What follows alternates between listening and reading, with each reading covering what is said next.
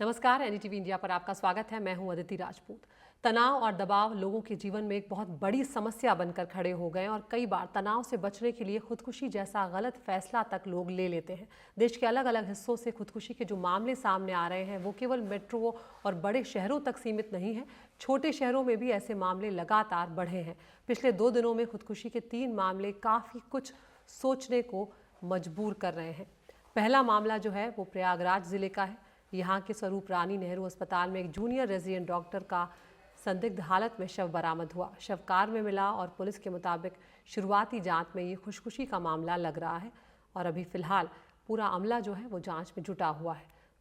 दूसरा मामला जो सामने आया वो उत्तर प्रदेश के ही झांसी जिले का है। यहाँ के जवाहर नवोदय विद्यालय के हॉस्टल में कक्षा 9 की छात्रा ने खुदकुशी कर ली।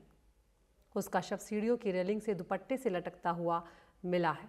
तीसरा और बेहद चर्चित मामला दिल्ली के रंगपुरी इलाके का है। शनिवार को जो मामला हुआ वो दिल्ली का था, जहां पर एक ही परिवार के 5 लोगों के शव बरामद हुए और पुलिस को आशंका है कि पिता ने 4 बेटियों की हत्या कर खुद जहर खाकर खुदकुशी कर ली है। तो सबसे पहले हम प्रयागराज के मामले की ही बात करते हैं, जहाँ के स्वरूप रानी नेहरू अस्पताल में एक जूनियर रेजिडेंट डॉक्टर का शव बरामद हुआ है। सीधे रणवीर के पास हम यहाँ पर चलते हैं।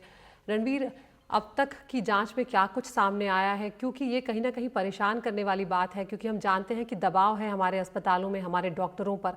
क्या इस मामले में कुछ तस्वीर साफ हो पाई है कि क्या वजह रही है जान जाने की?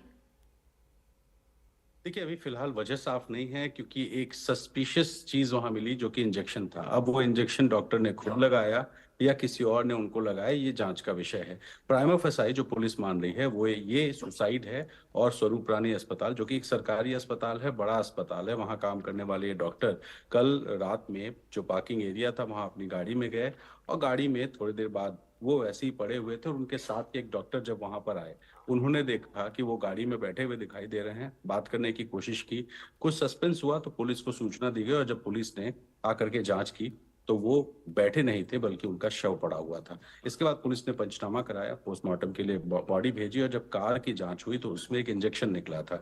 अब वो इंजेक्शन किस चीज का था, उसके अंदर क्या था, किसने लगाया, उनके साथ कोई जोर जबरदस्ती हुई या सुसाइड है, क्योंकि सुसाइड नोट फिलहाल पुलिस बता रही है कि वहां से बरामद नहीं हुआ है और यही वजह है कि सस्पेंस है मौत की वजह जानने की और पुलिस इसको लेकर इन्वेस्टिगेशन कर रही है। संभव है कि पोस्टमार्टम रिपोर्ट आने के बाद ये साफ हो जाएगा कि कोई जोर जबरदस्ती हुई है, किसी तरह से उनको मर्डर उनका करने की कोशिश हुई है या फिर ये सिंपली डिप्रेशन की वजह से ये जो है कदम उठाया हुआ है, एक सुसाइड का केस है। फिलहाल जो कार्तिकेय श्रीवास्तव है, उनके पिता भी डॉक्टर रहे हैं, उत्तराखंड के रहने वाले हैं, कोटद्वार के, और प्रयागराज के स्वरूप रानी अस्पताल में ये नौकरी किया करते थे ऑर्थोपेडिक डिपार्टमेंट में। अब मौत की वजह क्या है ये सब पुलिस इन्वेस्टिगेट कर रही है, पोस्टमार्टम रिपोर्ट का इंतजार हो रहा है। बिल्कुल। रणवीर, आप बने रहिए हमारे साथ। यहाँ पर एक और मामला जो है वो भी उत्तर प्रदेश का ही है। झांसी से खबर आई, जहाँ पर जवाहर नवोदय विद्यालय के हॉस्टल में कक्षा 9 की छात्रा ने खुदकुशी कर ली। उसका शव सीढ़ियों की रेलिंग से दुपट्टे से लटकता हुआ मिला है, जिससे वहाँ पर हड़कंप मच गया। आरोप है कि मृतका को 2 सीनियर छात्राएं परेशान कर रही थी, जिससे तंग आकर उसने ये कदम उठाया है। और जिस वक्त उसने खुदकुशी की, वहाँ पर रहने वाली दूसरी लड़कियाँ मेस में खाना खाने गई थी, वो उस वक्त अकेली थी। और अब पुलिस जो है फिलहाल इस मामले की जांच कर रही है। लेकिन सबसे पहले आपको सुनवा रहे हैं जो मृतक छात्रा थी, उसके पिता ने यहाँ पर क्या कुछ कहा है।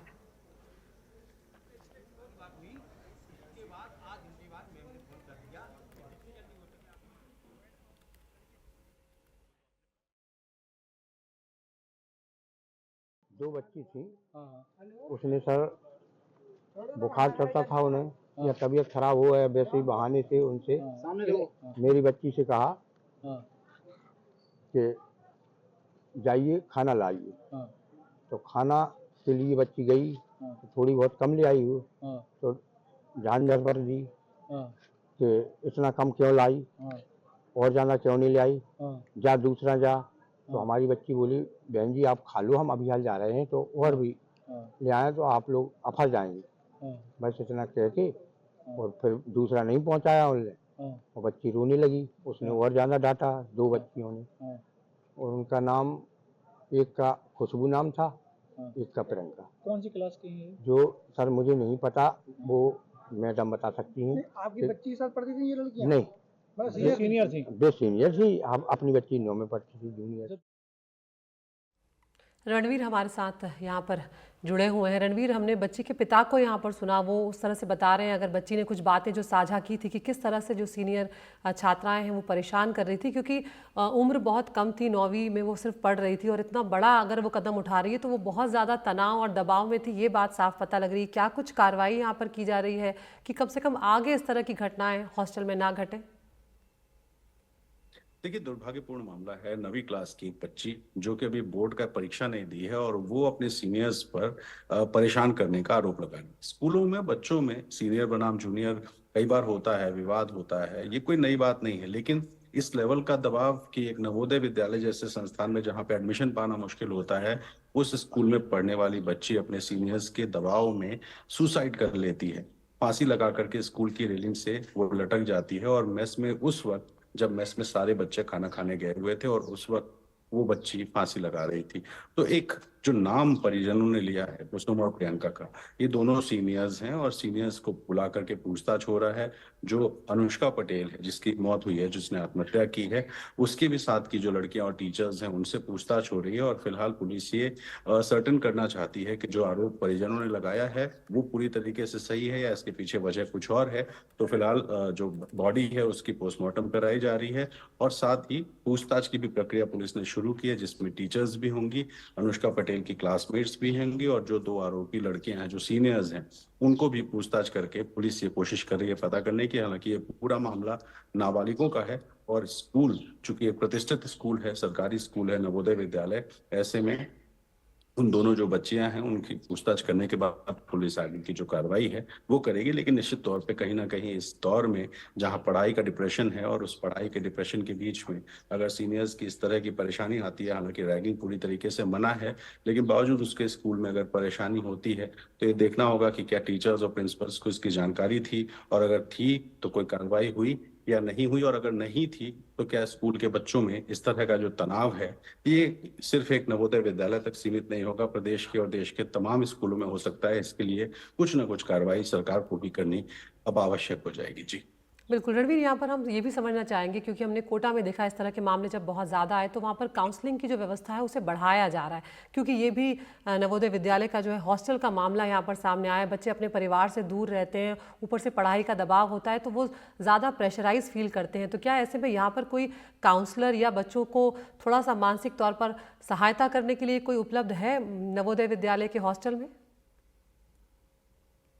देखिए, अभी ये कह पाना मुश्किल है कि वहाँ काउंसलर्स हैं कि नहीं, लेकिन व्यवस्था की जा रही है। उत्तर प्रदेश में भी राज्य सरकार ने बेसिक स्कूलों से एक एक्सपेरिमेंट शुरू किया था जिसमें हैप्पीनेस कोर्स शुरू करने की व्यवस्था बनाई गई थी। उसका ड्राफ्ट तैयार हो गया था, हालांकि उसको अभी इम्प्लीमेंट नहीं किया जा सका क्योंकि बेसिक स्कूलों में ही 1.5 करोड़ से ज्यादा बच्चे हैं और अगर माध्यमिक, उच्चतर और ऊपर के स्कूलों या कॉलेजेस की बात करें तो ये संख्या करोड़ों में जाती है। ऐसे में इतनी बड़ी संख्या में बच्चों को सरकारी स्तर पर किसी तरह की काउंसलिंग दे पाना एक बहुत बड़ी चुनौती है, लेकिन स्कूलों में इसकी व्यवस्था की जाती है। तमाम सारे ऐसे जो बड़े स्कूल हैं, प्रतिष्ठित स्कूल हैं, उसमें टीचर्स को भी इसकी ट्रेनिंग दी जाती है कि अगर बच्चा परेशान है तो उससे बात करें। और आप देखिए कि स्कूलों को लेकर के जो नियम बने हैं उसमें बच्चों की मार पिटाई पूरी तरीके से प्रतिबंधित है, जी डांटना प्रतिबंधित है और उनके साथ संवाद स्थापित करना ये टीचर्स की ट्रेनिंग का एक हिस्सा है। तो इन सबके बावजूद अगर बच्चे इस लेवल पे डिप्रेस्ड हैं कि वो सुसाइड कर लेते हैं, क्योंकि बिल्कुल। हमने आपने सबने स्कूल में पढ़ाई करी है और उस फेज से भी गुजरे हैं जब सीनियर्स परेशान किया करते थे, लेकिन इतना ज्यादा परेशान अगर किसी ने किया है तो इसकी इन्वेस्टिगेशन पुलिस कर रही है। जी बिल्कुल, बहुत बहुत शुक्रिया रणवीर इस तमाम जानकारी के लिए।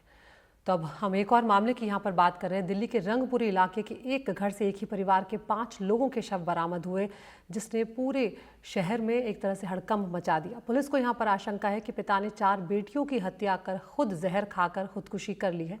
पुलिस को आशंका जो थी उसको पिता ने सल्फास की गोलियां खाकर आत्महत्या की है। सुबह पुलिस मौके पर पहुंची तो दरवाज़ा अंदर से बंद था। जांच में घर से सल्फास के पाउच भी मिले हैं। घर का मालिक हीरालाल वसंत विहार के अस्पताल में कारपेंटर का काम करता था। उसकी पत्नी की मौत 1 साल पहले ही कैंसर से हुई थी। हम चल रहे हैं हमारे सहयोगी शुभांग सिंह ठाकुर के पास। शुभांग, क्या है ये पूरा मामला? क्या अब तक तस्वीर साफ हो पाई है? क्योंकि कहीं ना कहीं ये बहुत परेशान करने वाला मामला है कि एक परिवार जो है वो इतना परेशान हो जाता है, कितना बड़ा कदम उठा लेता है, क्योंकि इस पे साफ तौर पर पुलिस ने यही आशंका जाहिर की है कि पिता ने पहले अपनी बेटियों का कत्ल किया होगा और उसके बाद खुद अपनी जान ली होगी।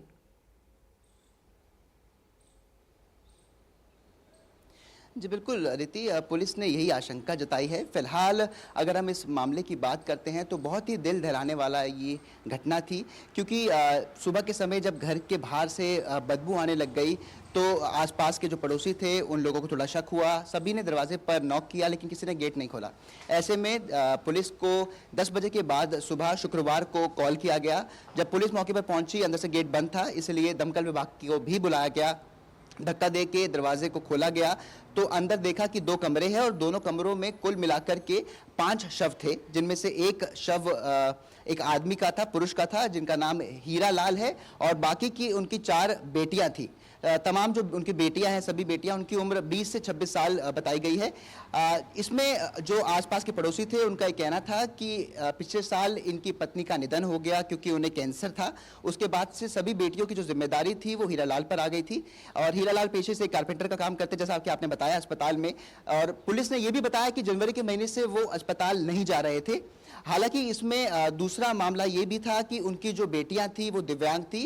जो आसपास के पड़ोसी थे उन्होंने कहा कि सभी बेटियां उनकी दिव्यांग थी और उनको अस्पताल ले जाना और घर वापस लाना भी वो करते थे, और दिन बर दिन देख रहे थे कि वो काफ़ी कमज़ोर हो रहे थे। साथ ही वो किसी से भी बात नहीं करते थे। पत्नी के निधन के बाद से वो सभी से बहुत ही दूर रहने लग गए थे। जो उनके एक रिश्तेदार दिल्ली में रहते हैं उनसे भी उनका मिलना कम हो गया था, और जो परिवार के ओकेजन्स होते हैं मिलने के, वो भी उन पे नहीं जाया करते थे। तो ऐसे में इन सभी घटनाओं को देख करके हमें समझ जरूर आता है कि काफ़ी मुश्किल समय में अपना समय बिता रहे थे, काफ़ी मुश्किल समय जिनको चल रहा था। और पड़ोसियों ने ये भी कहा कि अगर वो सामने से भी जाते थे तो कभी बात नहीं करते थे, और उनकी बेटियां भी किसी से बात नहीं करती थी, और उनको देख के लग भी रहा था कि वो काफ़ी परेशानी में है, क्योंकि वो दिन भर दिन सूख भी रहे थे। तो आर्थिक समस्या थी, बेटियों की जिम्मेदारी भी थी, और फिलहाल पुलिस को यही आशंका है, क्योंकि कमरे में जब वो अंदर घुसते हैं वो देखते हैं कि 5 ग्लास वहां पड़े थे, एक चम्मच था जिसमें लिक्विड कुछ लगा हुआ था, तो और साथ ही सल्फास की सैशेज और गोलियां वहां पर पड़ी थी। तो आशंका पुलिस ने ये जताई कि पहले उन्होंने चारों बेटे को वो पिलाया, और उसके बाद खुद भी पीने के बाद, जहर को पीने के बाद उन सभी की जो थी मौत हो गई। फिलहाल जब मौके पर एफएसएल टीम पहुंची और सफदरजंग से जो सीनियर डॉक्टर्स की फोरेंसिक टीम थी वो भी मौके पर पहुंची, और उन्होंने तफ्तीश वहां पर की। जो सैंपल्स थे उन्हें इकट्ठा किया गया। लेकिन देखिए, दिल्ली पुलिस अभी भी फिलहाल आशंका ही जता रही है, क्योंकि पोस्टमार्टम रिपोर्ट अभी नहीं आई है। दिल्ली पुलिस का कहना यह है कि जब एक बार पोस्टमार्टम रिपोर्ट सामने आ जाएगी तो उसी के तहत आगे की कार्रवाई की जाएगी। अब देखिए, कितनी भी मुश्किलें जिंदगी में आ जाएं, कितनी भी परेशानियां आ जाए, समय कितना भी मुश्किल हो सकता है, लेकिन हिम्मत यहां पर नहीं हारनी चाहिए। लेकिन साफ तौर पर यहां पर जो अभी परिस्थितियां बन रही है, यही लगता है कि हीरा लाल जो थे काफी परेशान थे और अपनी बेटियों की जिम्मेदारी अकेले नहीं उठा पा रहे थे।